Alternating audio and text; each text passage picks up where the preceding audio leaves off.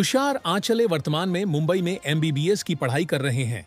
अपने शैक्षणिक सफर के दौरान उन्होंने उपयोग की गई लगभग 200 से अधिक किताबें, बायोलॉजी, केमिस्ट्री, फिजिक्स और एनआईटी ऑफ जीई जैसी परीक्षाओं की तैयारी के लिए उपयोगी मार्गदर्शक दीनबंधु वाचनालय को दान में दी है। इस पहल के पीछे तुषार का उद्देश्य बिल्कुल स्पष्ट है।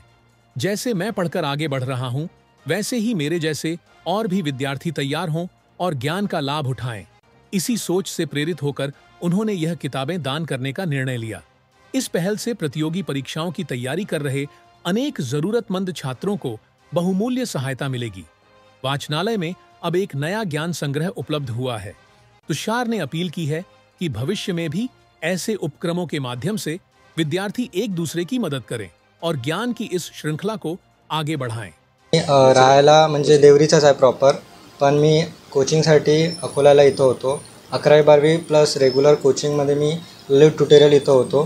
त्याच्यामध्ये मी नीटचे क्लासेस तिथूनचे केले पूर्ण, आणि जेही पण काही पुस्तकं वगैरे होते सगळे, म्हणजे वर्षभर मी जेवढे PYQ, जेवढे क्वेश्चन बँक, DPP वगैरे जेवढे पण सॉल्व केलो ते सगळे जे मला कामी आले। मी आता सध्या सेकंड इयर JJचा स्टुडंट आहे, GGMC मुंबई इथं सेकंड इयर MBBS परस्युईंग।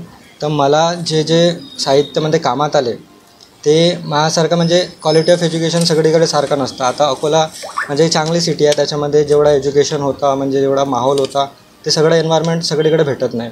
आता जसं आपला हे देवरी आहे, ग्रामीण एरियामध्ये येतो, इकडे म्हणजे पोरं टॅलेंटेड आहेत, पण त्यांना कसा एक्सपोजर नाही मिळत, त्यांना राईट गायडन्स नाही मिळत, प्रॉपर मटेरियल नाही मिळत।